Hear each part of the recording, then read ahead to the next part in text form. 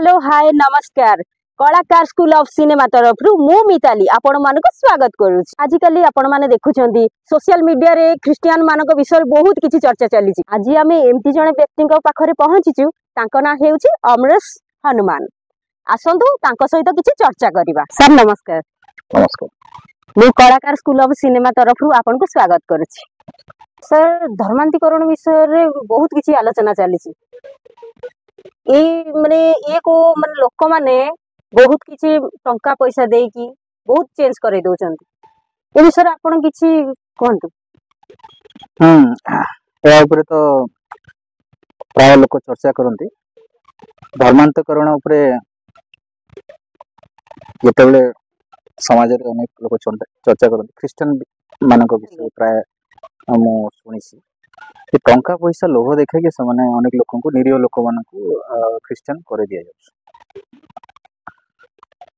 संपूर्ण भाव देखो ये तो मु तो एकमत नुहे कि एमती होउची बट जदि भी का भा कोठी जगह लोक जदि सेमती ताको बढ़े चढ़े कि कौन किसी माने उपस्थापना करथबे सेटा ता भीतर को मु जीविनी बट मु साधारण भाव आपन को कहबा चाहे ये टंका लोभ देखाय देखंतु रास्ता रे अनेक लोक चलुछंती अनेक लोकंकर टंका आवश्यकता अछि कोन सेमान को कोन टंका लोभ देखि कि कोन ख्रिस्टियन करा जाउछि काहा को गुडे जदि कोन गुडे सुविधा असुविधा रे काहा को कि जदि सहाय्य कर देला जदि से तार ख्रिस्टियन रो धर्म बा ख्रिस्टियन रो गुण से जदि चरितार्थ करछि बा से अन्य रो असुविधा रे किछि सहाय्य करिया पे इच्छा करछि किन ताको हमें सहाय्य करबा को देबा नै आ हमें एई संदेह दृष्टि ताको देखिबा कि ये तार उद्देश्य बोधे ख्रिस्टियन को परिवर्तन कर देबा निमंते तार अछि बोले एमती भाबे तो दाल तो लोक हमें सहाय्य काडू आ के पाइबोनी बा हमें जो मनुष्य को सहाय्य करिया कथा सेटा समाज रो माने अंतर्ध्यान हे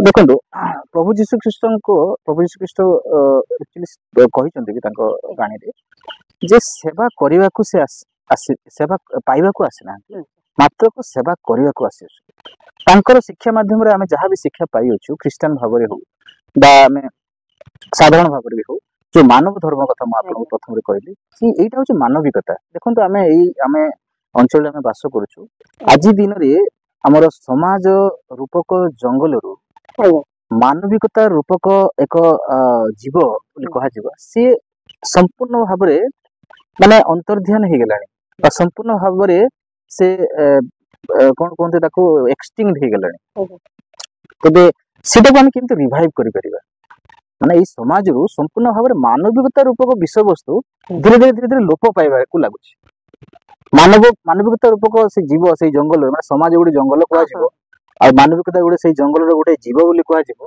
माने धीरे धीरे एई जंगल रो मानविकता रूपक जीव लोप पाइबा को लागुछि आमे ताको केमती रक्षा करबा ता पई थयथान करू समाज रे मानविकता नाही जण आ जण को पई चिंता करबा पई ता पाके समय नाही साहाय्य तो दूर कथा 24 घंटा जो हमको मिलुछि से 24 घंटा रो आमे गोटे मिनिट भी कोन आमे अन्य निमंते चिंता करू करूनो आमे सब बेले आमे परिवार निमंते चिंता करू आमे हम स्त्री विषय रे पिलांक विषय रे बापा मां को विषय रे आमे निज आत्मीय लोकन को निमंते चिंता करबा पे हम पाखे समय नाही आमे पाख पड़ोसी लोकन को पाख कर भी तांको विषय रे चिंता करबा पे हम पाखे समय नाही आ पाख पड़ोसी लोकन को कोन असुविधा अछि हम माने जानिया पे भी प्रस्तुत न ते मानविकता कोन अछि आमे मंदिर को जाउछु मस्जिद को जाउछु चर्च को जाउछु अनेक गुरुद्वार को जाउछु अनेक जगह को जाउछु धर्म रो विश्वास रे आमे अनेक जगह को जाय के आत्म संतुष्टि हमको मिलु थाई पारे किंतु आमे प्रकृति रे जो मानविकता धर्म को गुण बजाय रखिछु पुरी छुआ कांदुथबो आमे ताको एडे दउछु कि जाय कि आमे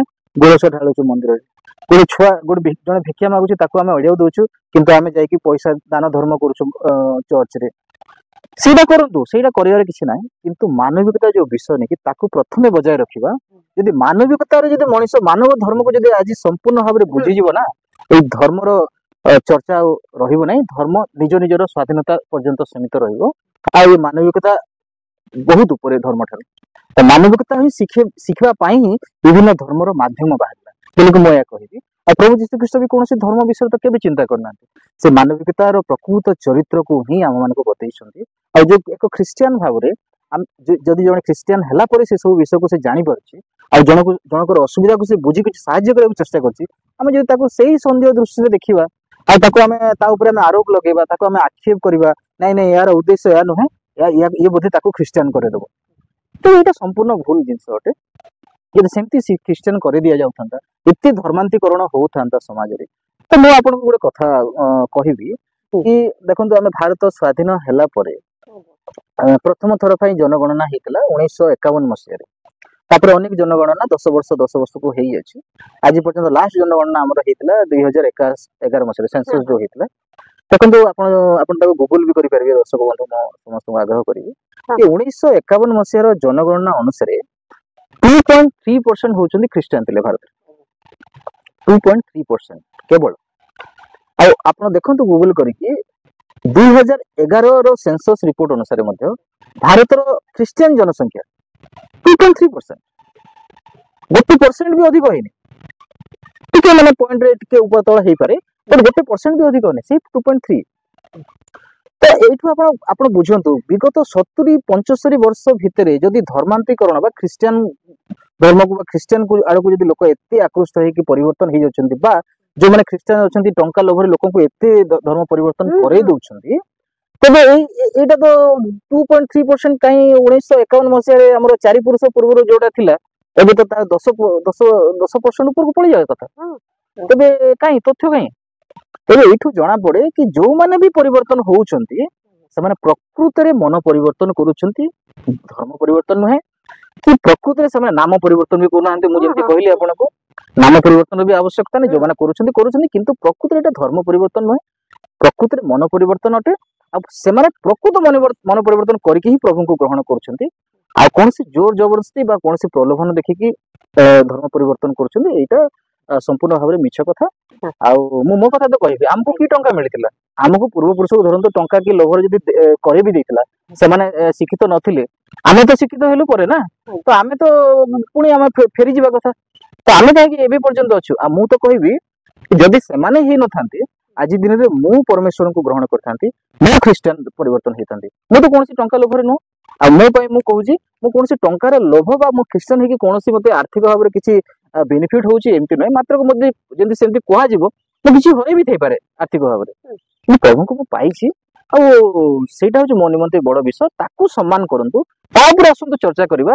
ଯୋଉ ଲୋକ ପ୍ରଭୁ ଯୀଶୁଖ୍ରୀଷ୍ଟଙ୍କୁ ପାଉଛି, ଖ୍ରୀଷ୍ଟିଆନ କୁ ଗ୍ରହଣ କରୁଛି, ତାକୁ ପଚାରନ୍ତୁ କି ସେ କାହିଁକି ଗ୍ରହଣ କରୁଛି।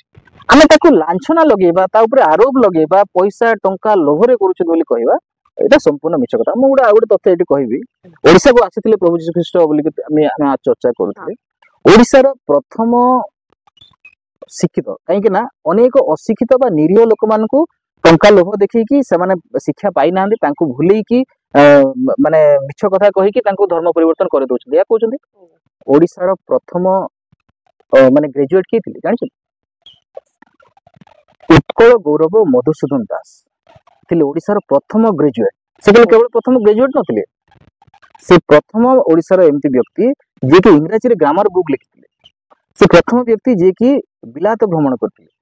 ସେ ପ୍ରଥମ ବ୍ୟକ୍ତି ଯିଏକି ସେ LLB କରିଥିଲେ, ମାନେ ଅତି ଶିକ୍ଷିତ ଥିଲେ। ଆଉ ସେ ପ୍ରଥମ ବ୍ୟକ୍ତି ଏତେ ଶିକ୍ଷିତ ହେବା ସତ୍ତ୍ୱେ ମଧ୍ୟ ସେ ପ୍ରଭୁ ଯୀଶୁଖ୍ରୀଷ୍ଟଙ୍କୁ ଗ୍ରହଣ କରିଥିଲେ। ତେବେ ଆମେ ସେଇ ବିଷୟରେ କାହିଁକି ଚର୍ଚ୍ଚା କରିବାନି? ଆମେ ଅଯଥା ନିରୀହ ମାନଙ୍କୁ ଆକ୍ରମଣ କରିବା, ଆମେ ଅଯଥା ମାନେ ଧର୍ମ ଟଙ୍କା ଲୋଭରେ ଲୋକମାନେ ପରିବର୍ତ୍ତନ କରୁଛେ, ଗୋଟେ ରଙ୍ଗ ବା ଗୋଟେ ରିମର କରିବା, ଗୋଟେ ଲଙ୍ଗ କନସେପ୍ଟ ଉପରେ ଆମେ ଚର୍ଚ୍ଚା କରିବା। ଆଜି ଚର୍ଚ୍ଚା କରୁ ଆସନ୍ତୁ ଆପଣ ମାନେ କି ମଧୁବାବୁ କାହିଁକି ପ୍ରଭୁ ଯୀଶୁଖ୍ରୀଷ୍ଟଙ୍କୁ ଗ୍ରହଣ କରିଥିଲେ। ପ୍ରଭୁ ଯୀଶୁଖ୍ରୀଷ୍ଟଙ୍କୁ ଗ୍ରହଣ କରିଲା ପରେ ସେ କଣ କଣ ନିର୍ଯାତିତ ହେଇଛନ୍ତି ସେଇଟା ବି ଚିନ୍ତା କରିବା। ଯେତେବେଳେ ସେ ଯୀଶୁଖ୍ରୀଷ୍ଟଙ୍କୁ ଗ୍ରହଣ କଲେ, ସେତେବେଳେ ତାଙ୍କ ବାପା ତାଙ୍କୁ ଗାଁରୁ ବାଛନ୍ଦ କରିଦେଲେ, ଘରୁ ବାଛନ୍ଦ କରିଦେଲେ, ଘରୁ ବାହାର କରିଦେଲେ। ସେତେବେଳେ କଣ କଲେ? ସେ ତ ବାହାରି ଆସିପାରିଥାନ୍ତେ, ସେ ତ ବହୁତ ଶିକ୍ଷା ପାଇଥିଲେ, ସମାଜରୁ କାହିଁକି ବାହାରି ଗଲେ? ସେ କଣ କଲେ? ନାଇଁ, ମୁଁ ଘରେ ରହିବିନି ବାପା, ତମେ ଯଦି ବାହାର କରିଦଉଛ, ମୁଁ ଯାଇକି ବାହାରେ ଗୋଟେ ଜାଗାରେ ସେ ରହିଲେ। ଯେହେତୁ ସେ ଖ୍ରୀଷ୍ଟଙ୍କୁ ବା ପ୍ରଭୁ ଯୀଶୁଖ୍ରୀଷ୍ଟଙ୍କୁ ଗ୍ରହଣ କଲେ, ସେ ଗୋଟେ ଜାଗାରେ ରହିଲେ। ତାଙ୍କୁ ମଧୁ କୋଠି ବୋଲି କୁହାଗଲା। ଲୋକମାନେ ତାଙ୍କୁ ଘୃଣା କରିବା ଆରମ୍ଭ କଲେ। ତଥାପି ସେ ତାଙ୍କର ଅବଦାନ ସ୍ୱାଧୀନତା ନିମନ୍ତେ କଣ, ତାଙ୍କ ଅବଦାନ ଓଡିଶାର ଗୌରବ ନେଇ ତାକୁ ପୁରା ଉତ୍କଳ ଗୌରବ କୁହାଗଲା। ତେଣୁ ଏଇ ପ୍ରଶ୍ନ କଣ? ଏଇ ପ୍ରଶ୍ନ କିଛି ଅଛି ନା? ତଥ୍ୟ କହୁଛି କି ଖ୍ରୀଷ୍ଟିଆନ ଏତେ ସଂଖ୍ୟାରେ ବଢିଗଲେ, ନା ଗରିବ ମାନଙ୍କୁ ବା ନିରକ୍ଷର ମାନଙ୍କୁ ମତେଇକି କରିଦିଆ ହଉଛି, ନା ଏଇ ତଥ୍ୟର କୌଣସି ଆଧାର ଅଛି? ଯଦି ଆମେ ଉତ୍କଳ ଗୌରବ ମଧୁସୂଦନ ଦାସଙ୍କ ବିଷୟରେ ଦେଖିବା, ସେ ହୁଗୁଳି ନଦୀର କୂଳରେ ଏକ ମାନେ ପ୍ରଭୁ ଯୀଶୁ ଖ୍ରୀଷ୍ଟଙ୍କର ବାକ୍ୟ ଶୁଣିକି ସେ ଆମ ଓଡିଶାର ସେତେବେଳର ପ୍ରଚାରକ ତାଙ୍କ ନାଁ ହେଲା ଗଙ୍ଗାଧର ଷଡଙ୍ଗୀ ତାଙ୍କଠାରୁ ଅନୁପ୍ରାଣିତ ହେଇକି ତାଙ୍କଠୁ ପୁଣି ବାକ୍ୟ ଶୁଣିକି ସେ ଖ୍ରୀଷ୍ଟଙ୍କୁ ଗ୍ରହଣ କଲେ। ତେଣୁ ଯୋଉମାନେ ବି ଗ୍ରହଣ କରୁଛନ୍ତି ସେମାନେ ପ୍ରକୃତରେ ଗ୍ରହଣ କରୁଛନ୍ତି ପ୍ରଭୁଙ୍କଠୁ, କୌଣସି ଜୋର ଜବରଦସ୍ତି ନୁହେଁ। ଆଉ ପ୍ରକୃତରେ ସେମାନେ ମନ ପରିବର୍ତ୍ତନ କରୁଛି, ଯାହା ତଥ୍ୟ ବି କହୁଛି ଆଉ ଯାହା ବି ତାମାନେ ଅନେକ ପ୍ରକାର ଆମର ଐତିହାସିକ ତଥ୍ୟ ମଧ୍ୟ କହୁଛି। ତେଣୁ ଏଇ ସବୁ ପ୍ରଶ୍ନର କୌଣସି ମାନେ ନାହିଁ ଆଉ ଏହାର କୌଣସି ମାନେ ନିରାଧାର ଅଟେ, ଏସବୁ ଚର୍ଚ୍ଚାର ବିଷୟ ହିଁ ନାହିଁ।